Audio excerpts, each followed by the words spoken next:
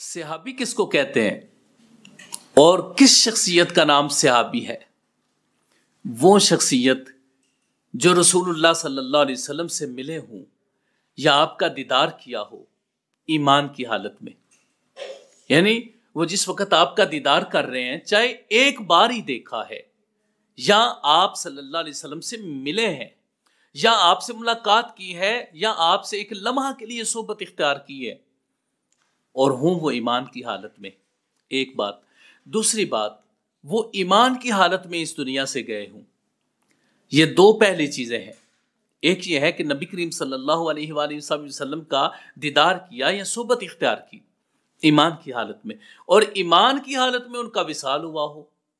اور تیسری چیز، آپ صلی اللہ علیہ وآلہ وسلم کی زندگی میں ایسا کیا ہو۔ یہ تیسری ایک شرط ہے کہ آپ صلی اللہ علیہ وسلم کی زندگی میں ایسا ہوا ہو۔ اس حوالے سے میں ایک عمومی مفہوم آپ کو صحابی کا سمجھاتا ہوں۔ وہ شخصیت جو رسول اللہ صلی اللہ علیہ وآلہ وسلم کی صحبت اختیار کی ہو۔ اب یہ جو لفظ بول رہا ہے صحبت اختیار کی ہو، اس کا مفہوم کیا ہے؟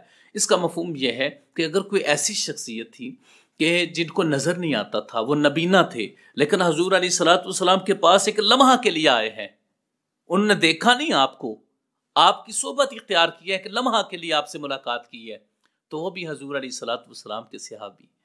اور جو دیدار کرنے کے بعد دنیا میں جہاں پر بھی گئے وہ صحابی ہیں، لیکن اگر وہ ایمان کی حالت میں ان کا وصال نہیں ہوا تو پھر وہ صحابی نہیں۔ اب وہ جو پہلی ایمان کی حالت میں ملاقات کا بتایا ہے، اس میں سے سارے کافر نکل جاتے ہیں، ابو جہل، ابو لہب وغیرہ، یہ سارے کافر نکل۔ وہ انہوں نے چاہے 1000 مرتبہ حضور علیہ الصلوۃ والسلام کو دیکھا ہو، پیارے آقا علیہ الصلوۃ والسلام کا دیدار کیا ہو، وہ صحابی نہیں ہو سکتے۔ اور ایمان کی حالت میں ان کا وصال ہوا۔ جو شخصیت بھی حضور علیہ السلام کی بارگاہ میں ایک دفعہ آئی، آپ کا دیدار کیا، پھر وہ چلے گی، اس کے بعد وہ حالت ایمان پر اس کا وصال نہیں ہوا تو وہ حضور علیہ الصلوۃ والسلام کے صحابی نہیں ہو سکتے۔ اس کے بعد یہ بات آ گئی کہ حضور علیہ الصلوۃ والسلام کے آقا علیہ الصلوۃ والسلام کی زندگی میں دیکھا ہو۔ اگر کوئی انسان خواب میں حضور کو دیکھتا ہے تو وہ صحابی نہیں ہو سکتا۔ اس کے لیے ضروری ہے کہ اس نے پیارے آقا علیہ الصلوۃ والسلام کی زندگی میں دیکھا ہو۔ جس نے خواب میں دیکھا ہے وہ کسی صورت بھی صحابی نہیں ہو سکتا۔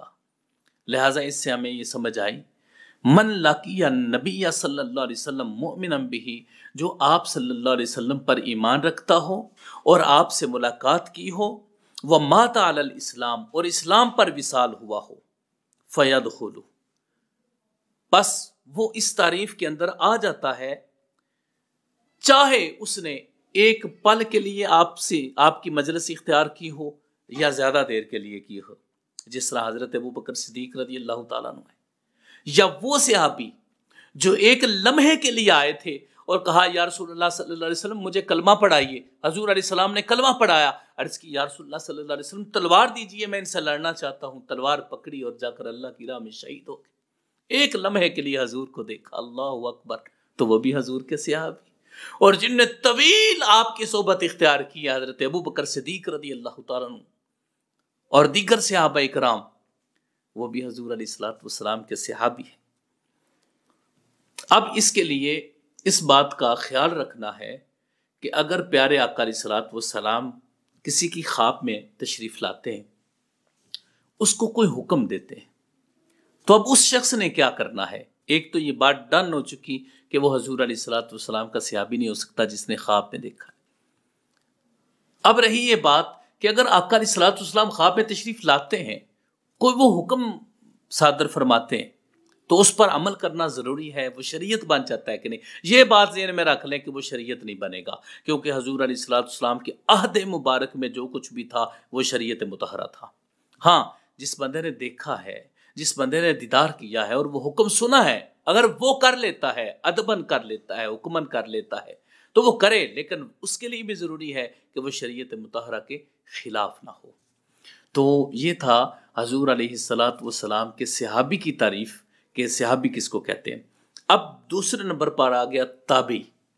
تابعی کس کو کہتے ہیں؟ یہ ساری شرائط جس شخص میں پائی جائیں اور انہوں نے پیارے آقا صلی اللہ علیہ وآلہ وسلم کے کسی صحابی کا دیدار کیا ہو، ملاقات کی ہو ایمان کی حالت میں، اور ایمان کی حالت میں وہ اس دنیا سے گئے ہوں، ان کو تابعی کہتے ہیں۔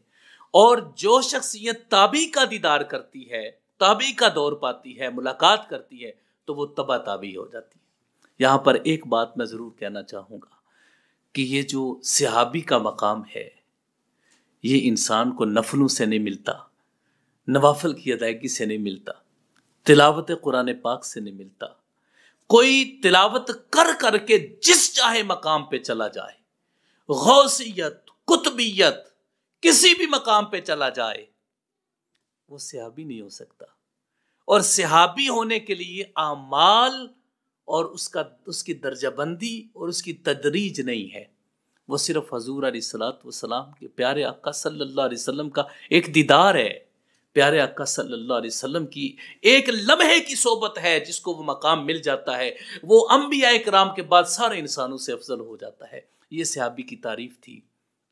اللہ رب العزت ہمیں پیارے آقا صلی اللہ علیہ وسلم اور صحابہ کرام، تابعین کرام سے سچی محبت رکھنے کی توفیق عطا فرمائے۔